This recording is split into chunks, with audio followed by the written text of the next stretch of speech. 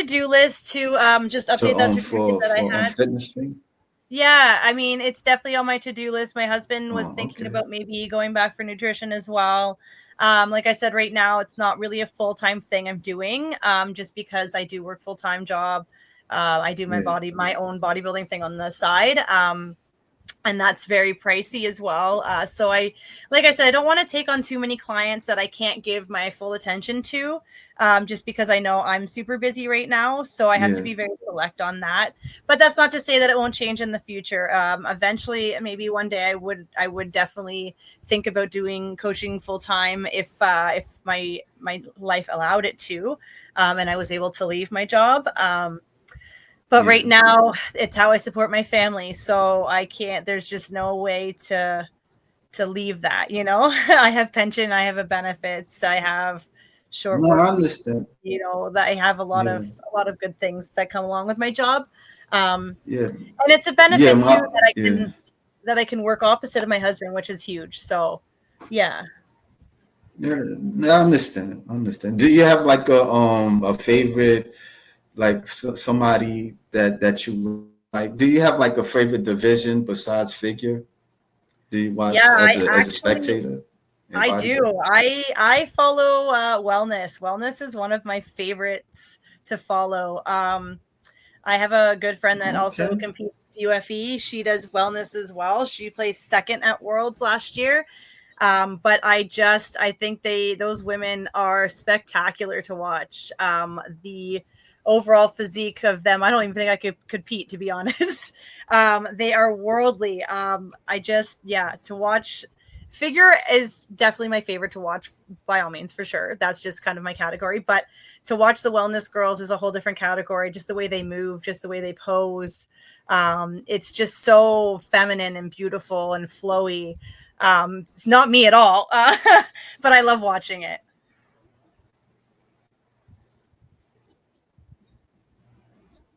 Yeah. Yeah, you would. Yeah, I mean, you have the height for wellness, but I don't know. You might not want to work on your legs too often. That is that really intense for you? Like the workout, the leg workouts. No, so for Can me, you hear me? yeah. So Oh, for figure, we actually are supposed to have more of a wellness bottom. Uh, but what I like about figure, I do like working glutes and hamstrings and all that. That's no problem for me. I do love a good leg day. I usually do it twice a week. But I love back days and shoulders is kind of my thing being a gymnast. So the upper body for me is really what sells the category of figure for me. And you know, I if I didn't have glutes, I'd be completely happy if I had a big back. I love the shape of a big back, wide lats and big shoulders. I've always loved that look. So that's kind of that draws me to figure. And then I do love wellness as well. So for figure athletes, we're supposed to have more of that wellness bottom to match the upper top of more of a physique look. So it's a little bit more of a challenge. But I also love the challenge to keep everything level. So the top is supposed to match the bottom, and you're supposed to have that X factor. It's part of the reason why we have those suits, just to see that, you know, it's supposed to be that nice hourglass figure. So I just love the whole balance and look of figure altogether. all right, that's cool. That's cool. Yeah. Like, tell me about the CPA. Like they have what the bodybuilding, they have fitness, I mean they have figure, they Yeah. have wellness. Yeah, so CPA only has, I believe, 5 categories as opposed to UFE, which has Okay. tons. And like I said, a little bit more pageanty, a little bit more showy through UFE, which is a lot more fun. But if you're looking for more of a serious route, CPA, yeah. So we have the new fit model division is the start of it. And then you have bikini, you have Yeah. wellness, figure, physique. And that's all we have is 5 for naturals. And then once you start competing open, you'll also add bodybuilding onto that. But it's just not a category we do in naturals. Physique is the highest you'll go. Yeah, I know. I know they don't have women's bodybuilding. I know the men they have bodybuilding, and they Yeah. got men's physique. Yeah, I know that one. Yeah, because they Yeah. got it in OCB. That's why the natural. Yeah. You also get tested, I assume, right? Like Yes. you guys get tested. Okay. Did you Yes. feel Yeah. comfortable So with that? Um, it was different. It was new to me. I didn't know why I was getting tested. But little did I know I won. But who, you don't know. I'm like, why are you Yeah, testing? What's going on? I swear I didn't take anything. That's where my brain goes because I wouldn't even know where to start to get any of that, to be honest with you. But anyway, yeah, but no, I think it's a really good thing for natural athletes. And I was actually talking to a few people on Friday at the Supplement King of all places, and they had suggested BPC 157 for my shoulder. And I was telling them, I said, with natural, like it's prohibited. Things like that, any sort of growth hormones, testosterone, anything, like we're tested for all of it. So we're not allowed mm, to take it on off season or competition, nothing. Which is like crazy because a lot of people who compete open use a lot of that stuff for recovery and that sort of thing. So being a natural athlete can become a lot if you have injuries that are not healing because we can't take anything to help mend. So for me, like a cortisone shot, like that's a big deal because I don't yeah, like taking anything. I don't even take Advil if I don't have to. yeah, So it's a long recovery, very long recovery. It's been almost 2 years now. If I were an open athlete, I would be able to take something else to help. However, I'm not doing that. That's not who I am. That's not what my purpose is. So I'm sticking with 100% natural. I will do what I can to heal the shoulder. If that means surgery, that means surgery. But we can only push our bodies so far, especially being a natural athlete. And for me, it's about longevity. So I would like to compete as long as I can and be around as long as I can for my kids. It's just a personal choice. And anybody who is competing, natural or not natural, I think that's a personal choice to make. And I don't think anyone should be judging anyone on that. Um, but yeah, just keep in mind though, like, when we are natural athletes, like things become a lot harder. I didn't realize yeah, this either, like, and not just healing, but temptation wise. Going in a gym, there's so many people that are on a lot of things that they may think that like I get it all the time. What do you take? How much you take of this? I don't take any of it. I just, I mm, put the work in, I put the training in. I do the diets. I really stick to it. And for me, that's a huge, huge, huge thing to stay and stick with something that you've said you're going to, because yeah, temptation is huge. yeah. This is Yeah. bodybuilder. Her name is Hannah Hussein, and she came out public about taking steroids when she first came out. And Yeah. her voice started changing a bit, and Yep. yeah, so not too many bodybuilders. They feel comfortable talking about that subject. Yeah. Enhancement drugs and all that type of stuff. So For yeah, sure, for sure. I mean, I have a few people that I train with at the gym sometimes, and I know they've taken stuff in the past, and they've told me about how they reacted to it. And again, a lot of their personal opinions on it is that it's not worth it. But and you'll hear yeah, that from a lot of people who have competed in the past that it wasn't worth it, didn't get me anywhere. But again, it's a personal choice. I'm not here to judge anybody who wants to take anything or may not. It's just for me, it's a personal choice, especially with my husband's health the way it is. And my kids being very young, I want to be here as long as I can. And I just love the challenge of pushing myself to see what I can accomplish and do it 100% naturally. That's yeah, just, a personal thing, personal yeah. goals.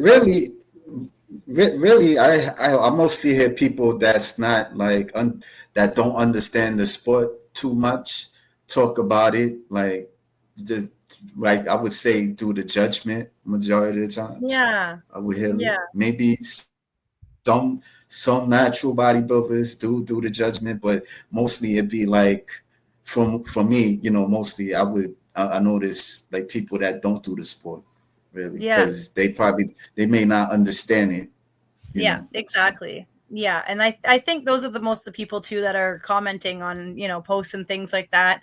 People that don't fully understand. And I like again, I don't take anything, so I don't fully understand either. And so who am I to judge, right?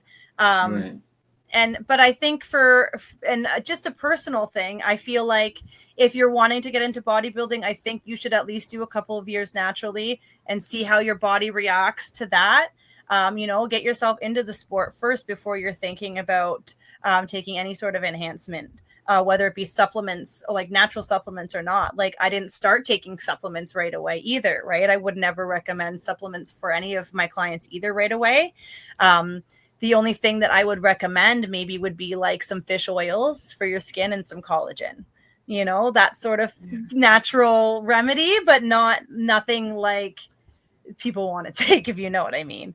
Especially younger right, kids, especially younger males. They want to get as big as possible, as quick as possible, and they don't care what the consequences are, and it's scary sometimes. So I think as people who are competing in this sport, it's our job to kind of educate people about what you can do naturally, what you can accomplish. And I think now with bodybuilding now coming to that Olympia stage, it's going to be a good message to get across to these young kids that you don't have to be enhanced to be on the stage that you want to be of your dreams.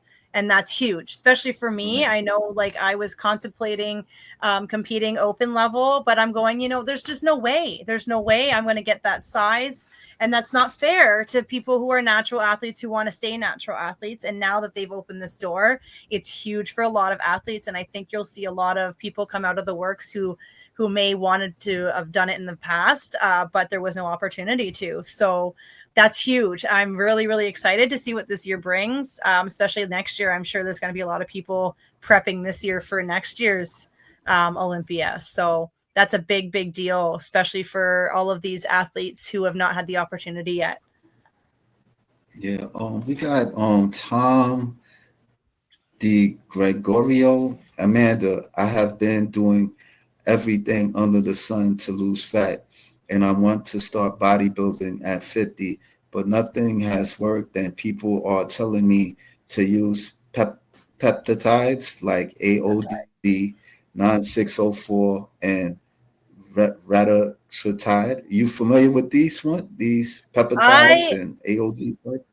To be honest with you, I have no idea. It's gibberish to me because I don't touch any of it. If you Yeah, don't know what's in any of these drugs, my recommendation, don't take them. Don't take them. If you have been bodybuilding for several years and you need to build mass for an open show, different story. But if you're just wanting to get into bodybuilding and you are struggling to lose weight, there's so many different things you can try. What I do as well is make sure that you're tracking every single calorie in an app. And if you haven't done that, that's number one. And I would do that for about 2 weeks straight. Every single macro. So that includes any oil that you use in your eggs or any pan, cheese, like any sort of salad dressing, barbecue sauces, anything, sweetener, sugar, all of that needs to be calculated in an app. And then you also need to make sure that your macros are set to burn. So you're going to be in a calorie deficit, which means that you're probably going to have to do a lot of cardio or moving. And people don't realize that. Yes, you will lose weight if you don't move, if you are in a calorie deficit. However, if you want to burn more and you want to not eat little baby meals, because that's what you'll end up doing if you're not moving, mm, start moving. Just go for walks. When you think about it, just use the stairs, park further away from a store. Really, really watch your carb intake. That's going to be a huge one for a lot of people. So that's going to be your starches, like your pastas, breads, sugars, so chocolates. Watch your sugars in your coffees and teas. You can supplement that with sweetener. These little changes every day, you'll see a huge difference in the way that your body reacts. and the way in your energy levels. So I wouldn't always consider the weight on the scale either. If you make these changes, change one thing at a time, try it for 2 weeks, and then add another thing. So then that way, if something doesn't go right or you're feeling off, you can pinpoint exactly what you're doing. And I do the same thing. I won't start a different supplement or different regimen until I've done something for 2 weeks straight. And then I'll make changes Yeah. to my regimen. Yeah, I do like sweet and low and stuff, Yeah. with the sugar. Yeah, I'm trying to, I remember somebody had told me like, to drink like coconut water instead of like juice and Yeah. soda, Coconut water is good. you know. Yeah, Yeah. I do that. Yeah. Yeah. Yeah, and a big one too is people don't realize, but as adults, we're not supposed to be drinking a lot of milk or No, cream, I didn't. that sort of thing, dairy Okay. products. So we have to be careful that a lot of people might think they're lactose intolerant. That's not always the case. It just might mean that you're getting too much Mm, dairy. So things like almond milk instead of regular milk, that's huge. Or oat milk. There's lots of different variations that you can try. I really like the unsweetened almond milk. I now have my kids on it, and they have no difference. They don't even know the difference between regular milk and mm, almond milk anymore. But I can see the difference in their tummies. They were telling me that their tummies would hurt after eating a bowl of cereal. So I switched to mm. almond milk, and now they have no issues, which is crazy. So it just goes to show you that, like, it may not always be an intolerance. We just may be getting too much of it. So I know my kids eat a lot of cheese. They don't really need a lot of milk with it. I know they say a lot, Right. everything in moderation, but sometimes you don't need that much of something.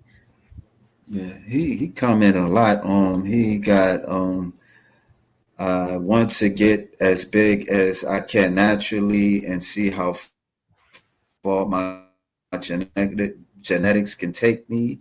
And then he's also says, I gotta wait my computer. I'm just starting out, and he also says I walk 17,000 steps a day, and I'm on a 16/8 intermittent fasting, and on a high protein, high fat, and no carb carnivore diet. Wow, that sounds like more of a discipline